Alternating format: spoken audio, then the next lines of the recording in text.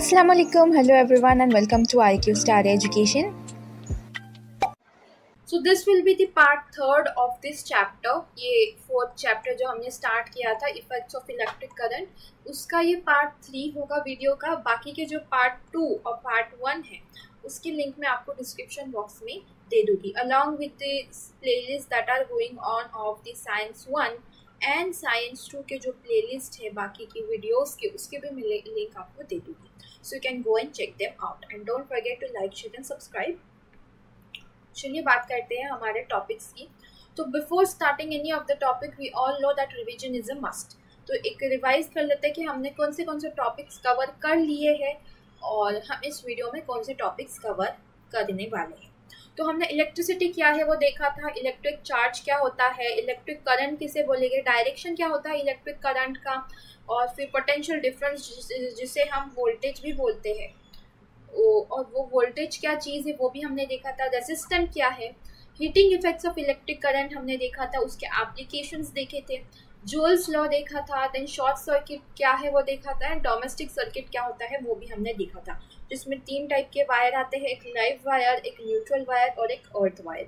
Earth wire हमेशा exams में पूछा गया है, तो अर्थ वायर को भी हमने बहुत अच्छे से कवर किया था लास्ट वीडियोज में। तो आइए अब हम इस वीडियो के टॉपिक्स को कवर करना स्टार्ट करते हैं। तो first topic is the magnetic effects of electric current. तो लास्ट वीडियो में हमने हीटिंग इफेक्ट्स किया था, अब इस वीडियो में हम मैग्नेटिक इफेक्ट्स करेंगे। इलेक्ट्रिक करंट के कौन से मैग्नेटिक इफेक्ट्स हैं वो हम देखते हैं। तो जैसे ही हम मैग्नेटिक इफेक्ट की बात करें तो हमें दिमाग में क्या आता है, मैग्नेटिक फील्ड आती है। तो मैग्नेटिक फील्ड हम किसे कहेंगे? So when we take a bar magnet, this is a bar magnet. तो मैग्नेट के हमेशा 2 पोल होते हैं, first one is the north pole and the second one is the south pole. तो हमेशा उसके सराउंडिंग में, उसके एरिया में, उसके जो स्पेस है सराउंडिंग में, उसमें मैग्नेटिक इफेक्ट होता है, मैग्नेटिक फोर्स होती है। तो उस फोर्स को हम बोलेंगे मैग्नेटिक फील्ड, जिसके सराउंडिंग में हमें फोर्स एक नजर आती है या एक्सपीरियंस होता है, तो उसे हम बोलेंगे मैग्नेटिक फील्ड। तो मैग्नेटिक फील्ड हमेशा north pole to south pole जाती है, नॉर्थ टू साउथ जाती है, as you all can see in the image. और जब हम मैग्नेट के अंदर की बात करें तो मैग्नेट के अंदर साउथ से नॉर्थ जाएगी और बाहर नॉर्थ से साउथ जाएगी। तो ये डिफरेंस था अंदर और बाहर के मैग्नेटिक फील्ड में। अब ये हो गया मैग्नेटिक फील्ड। अब आते हैं हमारे नेक्स्ट टॉपिक पे, which is nothing but the Oersted experiment. तो ओर्स्टेड एक साइंटिस्ट है जिन्होंने magnetic effects of electric current को बहुत अच्छे से स्टडी किया था, और उन्होंने एक चीज़ भी बताई थी कि हर चीज़ को एक यूनिट दिया गया है मेजर करने के लिए। जैसे डिस्टेंस मेजर करने के लिए मीटर है, देन किलोमीटर है, टाइम के लिए सेकेंड है, and many more things are there. But तो फिर मैग्नेटिक फील्ड को मेजर करने के लिए भी एक चीज़ होनी चाहिए। उसकी वजह से उन्होंने एक यूनिट निकाला, ओर्स्टेड। ये उनके साइंटिस्ट के नाम पे ही बेस्ड है। तो ओर्स्टेड में हम क्या करते हैं, मैग्नेटिक फील्ड को मेजर करते हैं। तो फिर अब बात करते हैं हम बाकी के टॉपिक्स की। तो इस टॉपिक में हमें एक एक्सपेरिमेंट को स्टडी करना है। ये हमेशा पूछा गया है एग्जाम में कि what is this experiment and explain this experiment with the diagram, with the proper diagram, with the label diagram.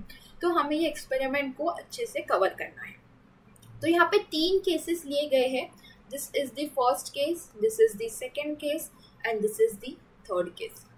हमने 3 सर्किट बनाए हैं। यहाँ पे 3 सर्किट में क्या लिया है, एक सेल लिया है, उसको एक स्विच दिया है, और यहाँ पे हमने क्या लिया है, एक मैग्नेटिक बार की तरह एक चीज़ होती है जिसे हम बोले कि, या फिर वो डायरेक्शन देखने में चीज़ कंपास बॉक्स नहीं यूज होता, उस तरीके से यहाँ पे काटा लिया गया है, जिसके 2 पोल है, एक नॉर्थ पोल है, एक साउथ पोल है। अब पहले केस में हमने क्या रखा है, स्विच को ओपन ही रखा है, स्विच को ओपन ही रखा है। अब स्विच ओपन होने की वजह से क्या हो रहा है, यहाँ पे इलेक्ट्रिसिटी का करंट जो है, इलेक्ट्रिक करंट वो पास ही नहीं हो रहा है, जिसकी वजह से जो काटा है वो स्टेबल रहेगा, उसमें कोई भी चेंज नहीं आएगा। तो पहले केस में क्या हुआ, नो चेंजेस ऑब्जर्व्ड। अब सेकेंड केस में क्या किया हमने, तो सेकेंड केस में जो स्विच है उसको हमने क्लोज कर दिया, स्विच को क्लोज कर दिया। अब स्विच क्लोज हुआ तो करंट पास हो गया, करंट कुछ इस डायरेक्शन में पास हुआ। तो करंट जब पास हुआ तो जो काटा है वो जब हमने नज़दीक लिया तो साउथ पोल अट्रैक्ट हुआ और नॉर्थ पोल रेपेल हुआ। क्या हुआ? साउथ पोल अट्रैक्ट हुआ, यहाँ से जब मैग्नेटिक फील्ड्स गई, जब इलेक्ट्रिक करंट पास हुआ तो मैग्नेटिक फील्ड प्रोड्यूस हुई। तो मैग्नेटिक फील्ड जब प्रोड्यूस हुई तो साउथ पोल अट्रैक्ट हुआ और नॉर्थ पोल रेपेल हुआ। ये हुआ सेकेंड केस में। अब थर्ड केस में हमने ये क्लोज तो रखा, बट एक और चेंज किया कि हमने जो सेल है, सेल को हमने उल्टा कर दिया, पॉजिटिव निगेटिव को एक दूसरे के प्लेस में एक्सचेंज कर दिया। तो अभी इलेक्ट्रिक करंट कुछ इस तरीके से पास हुआ। अब इलेक्ट्रिक करंट जैसे ही इस रॉड में पास हुआ, इस रॉड में मैग्नेटिक फील्ड प्रोड्यूस हो गई। अब मैग्नेटिक फील्ड प्रोड्यूस होने की वजह से क्या हुआ? नॉर्थ पोल अट्रैक्ट हुआ और साउथ पोल रेपेल हुआ। तो ये थे तीन केसेस। पहले केस में कुछ भी रेपेल, कुछ भी अट्रैक्ट नहीं हुआ। दूसरे केस में क्या हुआ? साउथ पोल अट्रैक्ट हुआ। तीसरे केस में नॉर्थ पोल अट्रैक्ट हुआ। तो ये था कुछ ऑर्स्टेड का एक्सपेरिमेंट। अब आते हैं हमारे नेक्स्ट टॉपिक पे। नेक्स्ट टॉपिक पे जाने से पहले एक स्टेटमेंट है जो आपको अच्छे से पता होना चाहिए, which is like this, that magnetic field produced around a straight current carrying conductor in the form of concentric circles। यानी कि मैग्नेटिक फील्ड जो प्रोड्यूस होती है एक स्ट्रेट करंट कैरिंग कंडक्टर में, वो कॉन्सेंट्रिक लाइंस के फॉर्म में होती है। मतलब कि as you all can see, ये एक स्ट्रेट करंट कैरिंग कंडक्टर है जिसमें से करंट पास हो रहा है। तो करंट यहाँ पे जो मैग्नेटिक फील्ड होगी वो कॉन्सेंट्रिक लाइंस के तरह होगी। यानी कि कॉन्सेंट्रिक सर्कल्स में वो जो भी है सर्कल में, वो क्या होता है? सेंटर की तरफ उसका फोकस होता है, सेंटर की तरफ होता है, इसीलिए उसके अराउंड ऐसे सर्कल्स फॉर्म होने स्टार्ट होते हैं। तो इसे हम बोलेंगे कॉन्सेंट्रिक सर्कल्स। और the same thing we can see in the bar magnet as well. हमें ये यहाँ पे कॉन्सेंट्रिक सर्कल्स के तरह लाइंस मिलेंगे, फील्ड्स मिलेंगे, मैग्नेटिक फील्ड। तो यही बोला गया है उस सेंटेंस में, that the magnetic field produced around a straight current carrying conductor in the form of concentric circles. अब आते हैं हमारे एक नेक्स्ट टॉपिक पे, जो कि है बहुत ही ज़्यादा इम्पोर्टेंट टॉपिक। आपको बहुत अच्छे से इसे करके जाना है। हमेशा पेपर में ये पूछा गया है, न जाने कितने बार पेपर में पूछा गया है इसके थ्रू क्वेश्चन, वो भी अलग अलग मार्क्स के लिए। 1 मार्क के लिए एमसीक्यू के फॉर्म में भी पूछा जा सकता है, या 1 लाइन आंसर में भी पूछा जा सकता है। 2 मार्क्स के लिए, 3 मार्क्स के लिए, ऐसे कैसे भी उन लोग पूछ सकते हैं और पूछा गया भी है। तो राइट हैंड थंब रूल क्या कहता है वो देखते हैं। तो right hand thumb rule explain करता है कि डायरेक्शन, किसका डायरेक्शन एक्सप्लेन करता है? Direction of magnetic field. Magnetic field का क्या डायरेक्शन होगा ये एक्सप्लेन करता है राइट हैंड थंब रूल। तो राइट हैंड थंब रूल में यहाँ पे हमने राइट हैंड ले लिया, उसका थंब ले लिया। अब यहाँ पे जो थंब है जो कि ऊपर की तरफ बता रहा है हमें डायरेक्शन, तो ये किसका डायरेक्शन बता रहा है? हमें करंट का डायरेक्शन बता रहा है। ये करंट का डायरेक्शन हमें थंब जो है वो बता रहा है। ऑन दी अदर हैंड जो ये कर्ल्ड फिंगर्स है, these are showing the direction of the magnetic field. These are showing the direction of the magnetic field. ये magnetic field का डायरेक्शन हमें एक्सप्लेन कर रहे हैं। तो यही है राइट हैंड थंब रूल।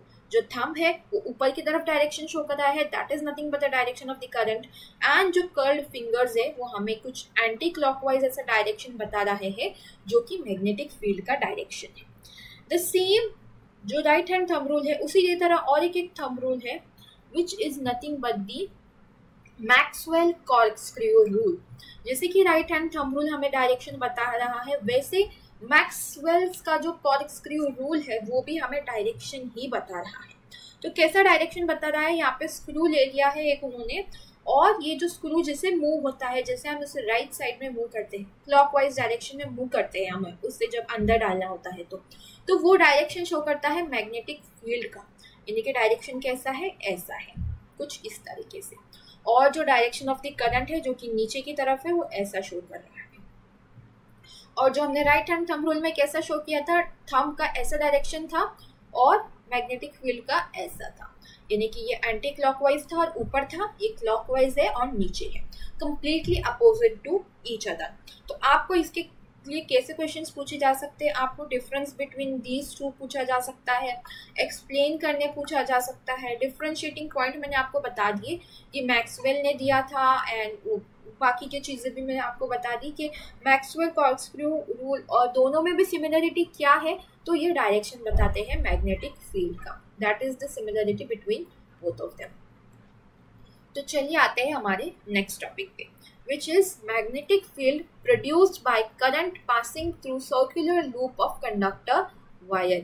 अब ये मैग्नेटिक फील्ड किससे पास हो रही है, तो एक सर्कुलर लूप से पास हो रही है।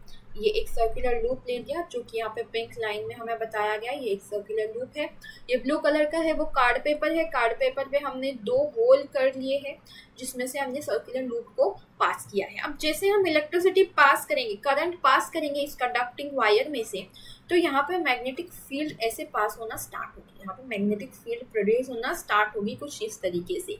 तो यहाँ पे हमने क्या कर लिया, एक बैटरी यहाँ पे कनेक्ट कर ली, दिस इज अ बैटरी, और यहाँ पे मैग्नेटिक फील्ड क्या हो गई, स्टार्ट हो गई फॉर्म करना। यहाँ पे करंट जैसे ही फ्लो हुआ, यहाँ पे मैग्नेटिक फील्ड ऐसे पास होना स्टार्ट हो गई, और यहाँ पे जो मैग्नेटिक फील्ड आपको लाइन से शो की गई है वही उनका बताने का मोटिवेशन था कि यहाँ पे मैग्नेटिक फील्ड इस तरीके से फॉर्म होगी।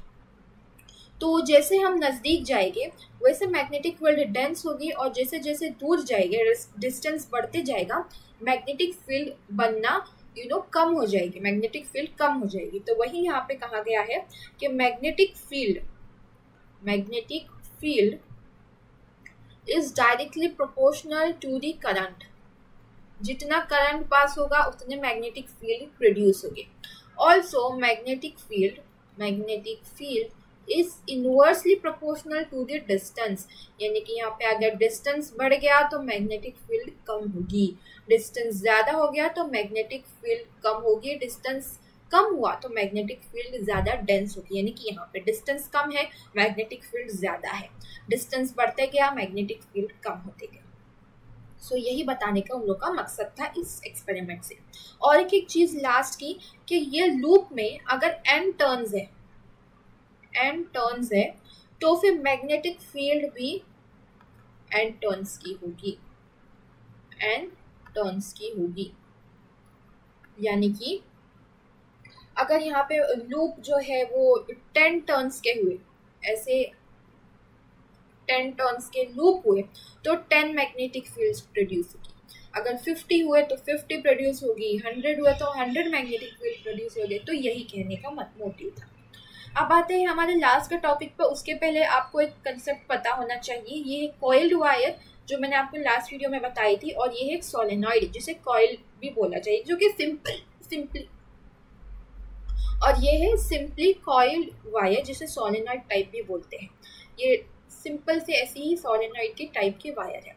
अब हमें देखना है अगर हम इसमें से करंट को पास करेंगे तो क्या मैग्नेटिक फील्ड कैसे प्रोड्यूस होगी, वो हमें देखना है। तो जैसे हमने यहाँ पे एक सोलेनॉइड ले लिया जो कि रेड कलर से यहाँ पे शो किया गया है। हमने सोलेनॉइड लिया और सोलेनॉइड में से क्या किया, हमने उसको एक बैटरी से, एक सेल से कनेक्ट किया और एक स्विच से कनेक्ट किया, जो कि हमने दोनों स्विच को क्लोज कर दिया और सेल को ऑन कर दिया, जिसकी वजह से क्या हुआ, यहाँ पे इलेक्ट्रिक करंट पास हो गया और यहाँ पे मैग्नेटिक फील्ड भी प्रोड्यूस हुई। और यहाँ पे क्या हुआ, 2 पोल उनने ऑटोमेटिक फॉर्म हो गए, नॉर्थ पोल और साउथ पोल। नॉर्थ पोल से साउथ पोल की तरफ यहाँ पे मैग्नेटिक फील्ड प्रोड्यूस हो गई, सेम विथ हियर, नॉर्थ से साउथ, और अंदर की तरफ साउथ से नॉर्थ। तो यहाँ पे उन्होंने ऑटोमेटिकली साउथ और नॉर्थ पोल फॉर्म कर लिया। तो यही है बोलने का मकसद इस एक्सपेरिमेंट से। तो magnetic field due to the electric current in the solenoid acts like a bar magnet, ये एक बार मैग्नेट की तरह एक्ट करने लगता है। सो आज के वीडियो में इतना ही, मिलते हैं नेक्स्ट वीडियो में।